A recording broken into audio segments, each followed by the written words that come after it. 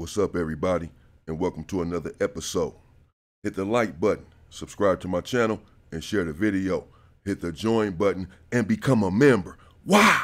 Well, members get exclusive content. Hit the bell icon on my channel so that you'll receive a notification every time that I drop a video. And you can go and check the video out. I shared a story yesterday about when I was brutally attacked and brutally shot. Someone left a comment, said that I wasn't a victim because I was in the game. And even though I was a child, I was in the game. I'm not going to go back and forth about that. I was going to respond to that, but instead of coming with a soliloquy or a whole diatribe about how and why I was a victim, instead I'll use that time more wisely in explaining to the youth that the purpose of the video was and remains to educate you. I'll use the time, instead of responding to that comment, to say that, because that's more important. I've long since made peace with what happened to me. I had no choice. I live every day with the effects of what happened on that fateful night. As I alluded to, I still have over 400 pellets inside of my leg as we speak. They're there. 2 of them are inside of my chest. They're there. I live with this. So, and I'm not saying that I was perfect in that situation. And that's the whole point.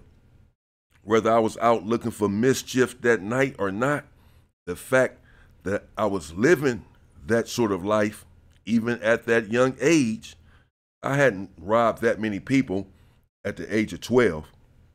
I really had not. So let me not exaggerate. But I had robbed a couple of people, and I was already gangbanging. And now, that's not the crux and the gist of it, however, because that doesn't necessarily mean that that's why that happened. Because if that's the case, how do you explain 2-year-olds being unalived, tortured and abused by their parents or a family member, or in a drive-by shooting? You know, they didn't do anything to bring that upon themselves. And sometimes these things just happen. But the fact that I was doing certain things did not help the situation. It could, in fact, have invited that sort of karma and that sort of outcome, a massive gunshot wound. And so the purpose, my brothers, is to convey to you not to be out there at 12, 13, and 14 years old looking for trouble or mischief, even if you're not on one particular day. If you are generally living this kind of life, then you are inviting trouble. We used to say, I used to hear it all the time growing up, gang banging and such only leads to an unaliving, to death or prison. That's it. You know, and we've all heard it, and it really bears itself out.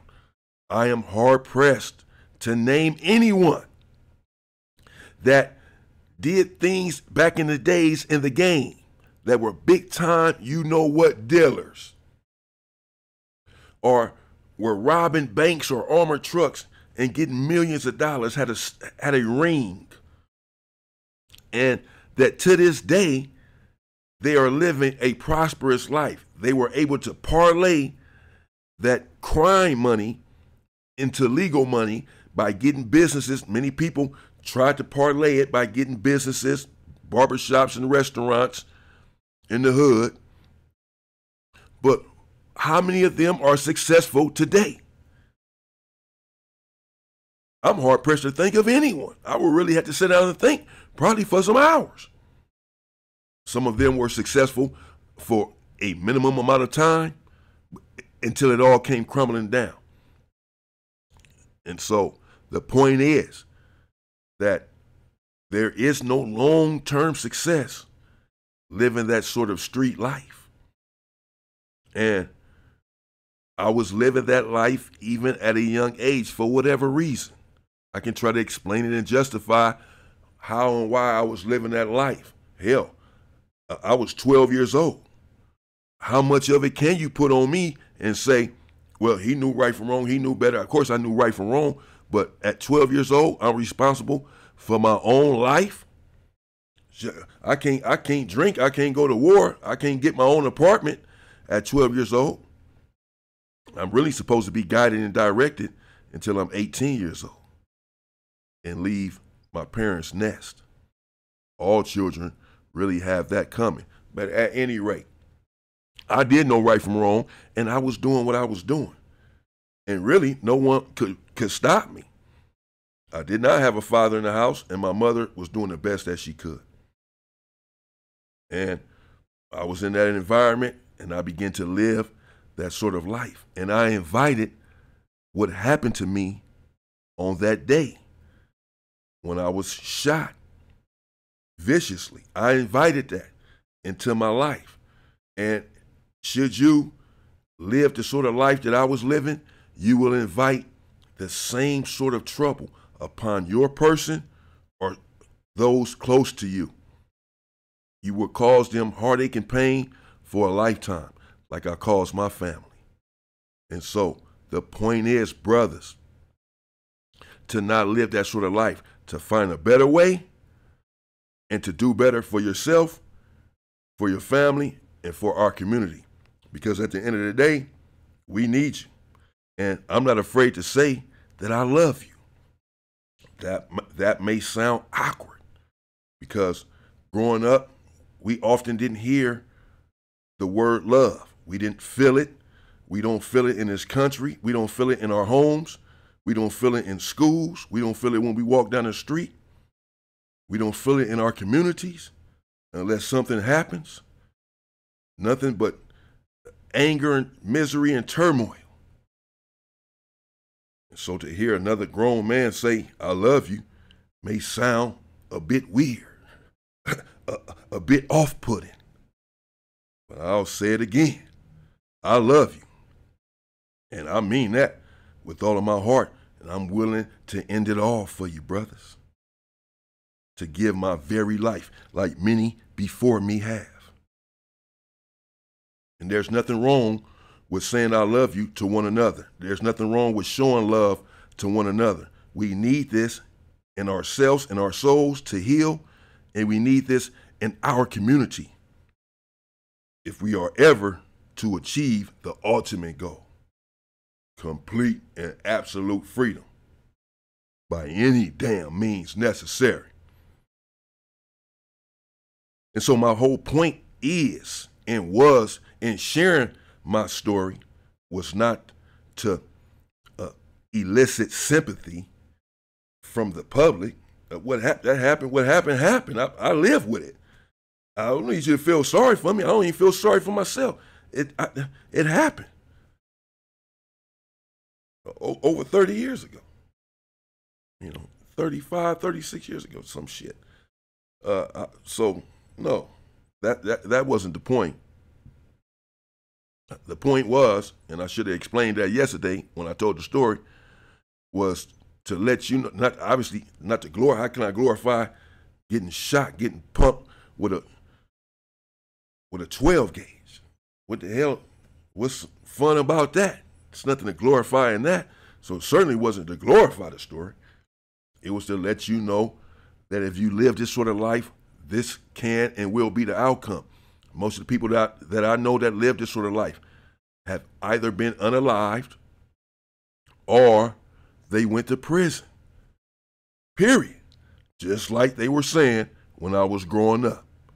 It turned out to be unequivocally true that living that sort of life will lead to one or the other eventually. So find a better way, brothers, to be prosperous and stay free. But what you put out is what you get back. And that's the bottom line. My bad. I, I had to express some of that. Let's get into the story. So this transpired in Culver City.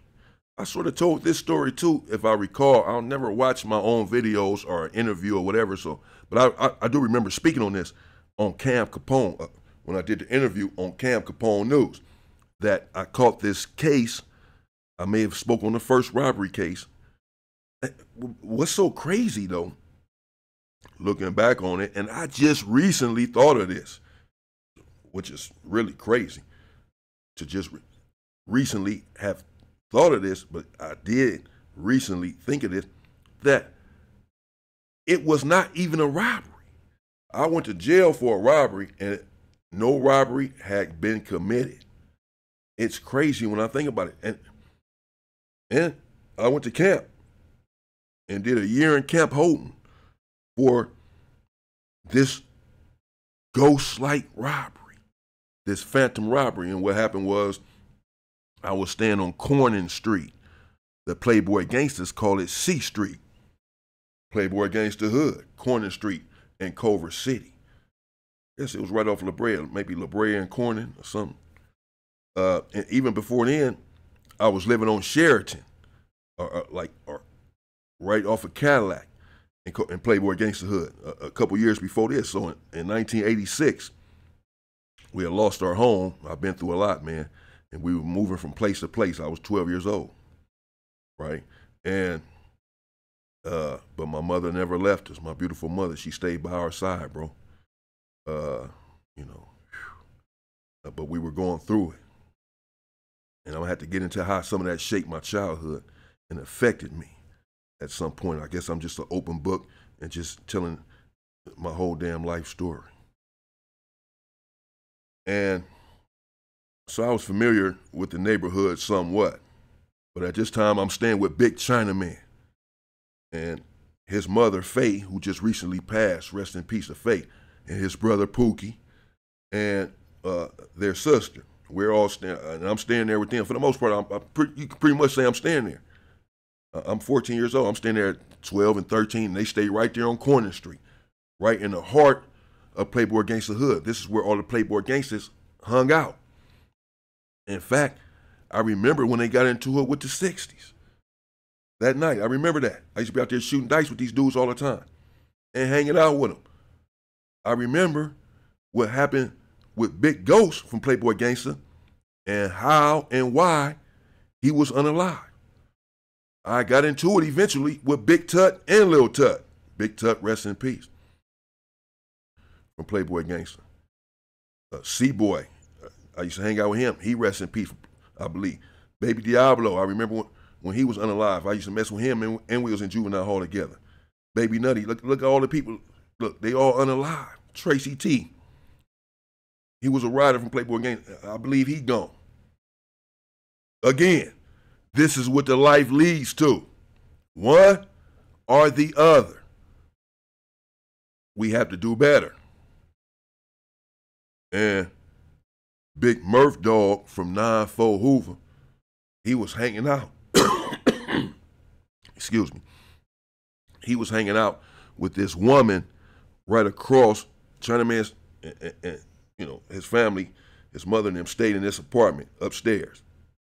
Right across the hall was this woman, Red, we called her, and her daughter, Monique. I used to hang out with her, and we used to do a little bumping and grinding, even at a young age. I ain't just talking about no little dry humps, boy. I'm talking about we was getting it in. And at one point, I'd even had relations with her mother. I guess I'm really just giving y'all my life story. And Murph Dog caught me. We was downstairs in the laundry room, me and her mama, butt ass naked. I was 14 years old. So I guess, yeah, hell, I guess you can say she was a chomo. You know what I'm saying? Well, whatever. We down there, and Murph Dog, I guess he said that he later said he felt something that he knew when she had left the house that something was up, or the apartment. He basically followed her or whatever and walked right up on us in the laundry room. And she said, it ain't what it look like. What you talking about? The same stuff I be seeing on TikTok. These bros get caught butt-ass naked. I saw the one the other day in the bed. Dude saw her on the camera. He at work, and he got a camera set up in the house. She don't know it. She done brought a dude in the house, in his house that he paying for, and she in the bed with him getting it in. He got all this on camera. Now he leaving work to go home and confront her and confront this dude in his house. And he's looking at it right here on camera. Them having sex. And when he get there, busting the house and running and busting the door and busting the room, his girl start yelling, "It's not what it looks like." I said, God, jeez. What is it then? So anyway, I'm sorry, I'm just getting all off track today, man. My bad. So yeah, so Murph Dog, but we still cool. Me and the big homie. This is the big homie. I'm 14 years old. Murph Dog, I already knew, had just got out of prison. I don't know how much time he had did and what he was in there for, but he had just got out of prison. And so one night, so me and Murph Dog, we hanging out and, used to smoke or whatever, talk, kick it. And even though I was 14, Murph Dog was a grown man. Murph Dog, Big Murph, I don't know, he was 30-something years old, 32, 33, I guess. And so one night I told him, I said, man, let's go do something, man. Let's go hit a lick. I had a little 38 that I just got. Maybe Big Chinaman that gave it to me or something. So I was like, man, let's go hit a lick. I was pumped up. I had the little 38. I wanted to do something with it. And so he like, all right, that's cool. So we really had no plan.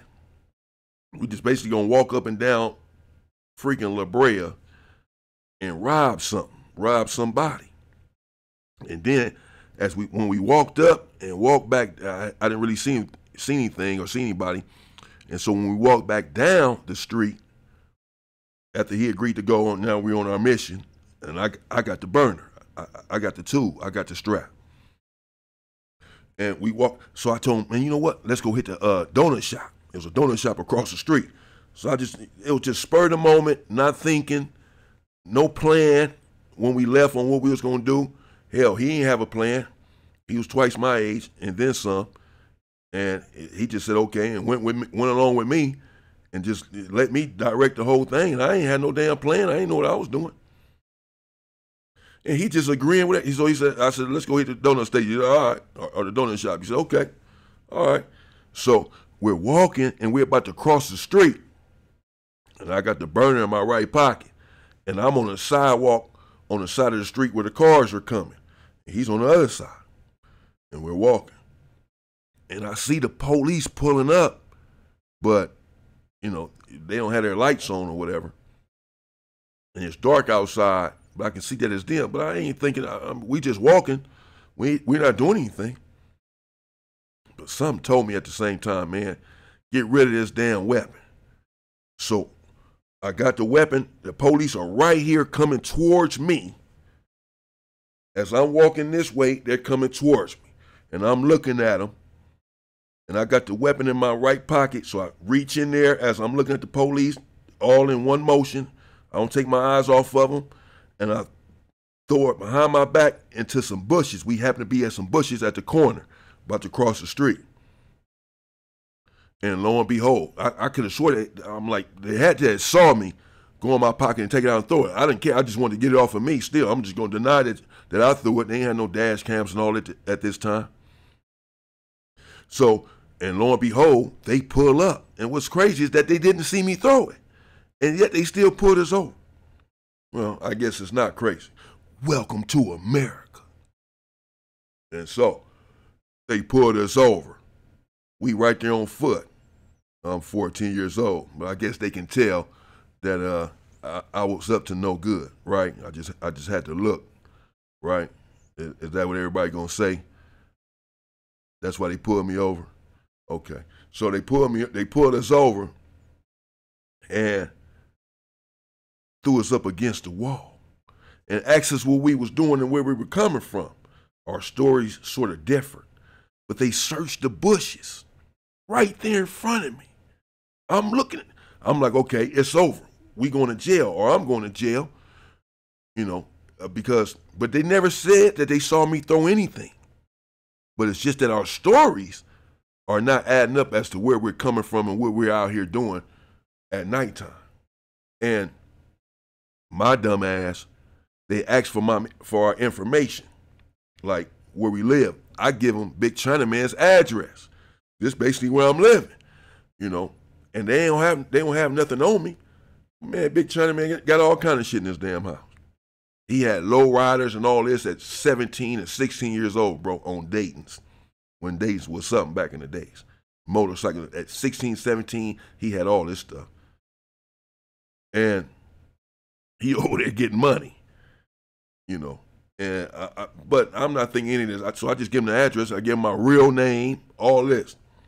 And they searching the bushes real good, real heavy, and they're looking for something. They just have a strong suspicion that something happened or that we were up to something and we don't have anything on us.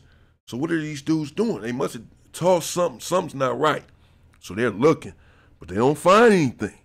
They do not find a weapon. I don't know how the hell. I just threw it behind my back and threw it in there. It landed somewhere good because they did not find it. And they told us that we can go. So we left. And we're heading back to the house. But as we're heading back, we both sort of said at the same time, man, let's go back and get the gun. Let's go back and get the gun. Because we gave it about 5 minutes, maybe even 10 minutes, bro. Maybe even 10 minutes before we went back. Get it police time. So we thinking leave. Because why would they still be there? They already searched the bushes real good. They didn't find it. They let us go.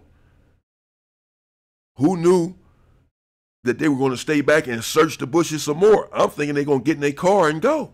They let us go. They already searched us, searched the bushes.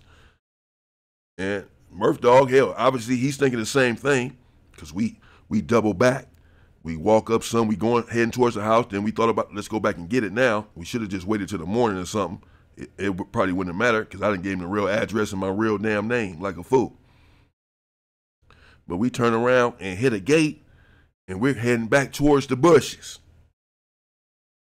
And man, when we're heading back towards the bushes, the police, they didn't park somewhere else with their lights off. They're waiting on us. They waiting on us. They didn't search the damn bushes and retrieve the tool. When we left, they kept searching. They just had a feeling, and they found it. And they clearly had a feeling that we was gonna bring our dumb asses back to the crime scene. Because we did, and they was right there waiting on it. They was right there waiting for a while. It was a good 7, 8, 9 minutes, man. And they was right there waiting, just like, these fools coming back for this weapon. They coming back for their burner. And we did. And they slapped the cuffs on us. And we put us in the back of the police car. And when we got in the back of the police car, I said this before, I believe, as I said on Cam Capone News, I don't know, for some reason, I just could not stop laughing. I had the laughs, I had the giggles, something crazy. I'm back there handcuffed. It's my first time being handcuffed and put in the police car. This was on Memorial Day in 1988. It was on Memorial Day. So I was 14 years old. I had turned 14 that February. And I'm 14, and I'm cuffed up in the police car. Murph Dog is as old as he is, and he's got his head down, and he's shaking his head left or right. He don't find a damn thing funny. He know, he just left prison. This is my first time in jail. I think something funny. Ain't a damn thing funny, and he knows it. He probably said to himself, yeah, you about to find out. You about to find the police up there shaking their head because I'm back here laughing. They getting pissed off. And I don't know why I'm laughing. It's not like I find this shit funny. It just ain't really hit me yet. And I'm just laughing at how it all went down. That they eventually found it. They couldn't find it at first. how they busted us. We coming back looking for the damn thing. I don't know what hit me, bro. I just couldn't stop laughing until I got to the police station. And then I started crying like a little baby. I mean, boo-hooing bad. They let me call my mother. And when she answered the phone, I broke down like a 1-year-old girl. And my mother, she didn't even cry right then. But she later told me that she had cried all that night. And I believe her. She never came to the courtroom, even in my later years. For this last case I was on, without crying. The pain I caused that woman.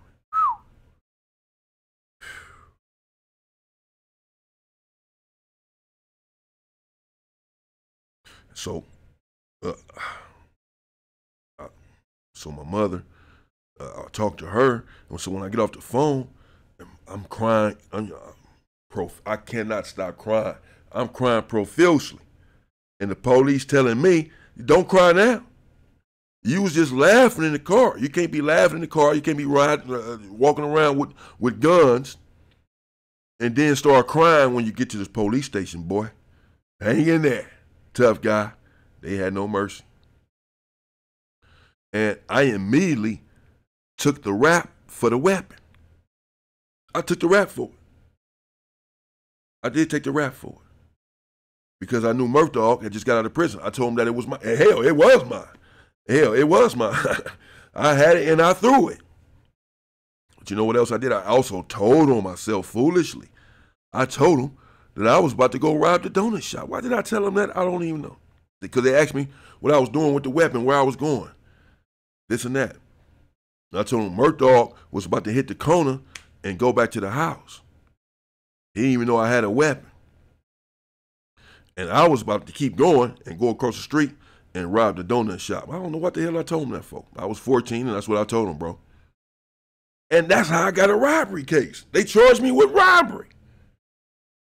They didn't charge me with a gun. I'm pretty sure, man, I got to go back and look at that charge, man. They charged me with a robbery. I went to court. I went to juvenile trial, if you will, where the judge just hears the case, and this was Judge Dorn in Inglewood Court. My mother never forgave Judge Dorn. She never forgave him because Judge Dorn was real tough and hard on the youth. There was rumors going around for years that something that happened with his son by gang members or his daughter, and so he thus hated gang members. He was tough on gang members. I was 14, he sent me to camp for a year for this weapon, but it was for a robbery, just because I told him I was about to commit a robbery, but I hadn't committed a robbery yet. I hadn't committed one. Only thing I was guilty of was carrying a weapon. Not the only thing, like that's just no big deal, but I'm saying I wasn't guilty of a robbery. I told him I was about to go commit one, but I had not committed it yet. How can you find me guilty of a robbery? Later on, Judge Dorn got into some trouble with the law himself for some sort of embezzlement. I don't want to put a jacket on him. I had to go back and look at it. Something like that. And my mother used to come down, I remember, come down to the county jail and tell me, see, son, God don't like ugly.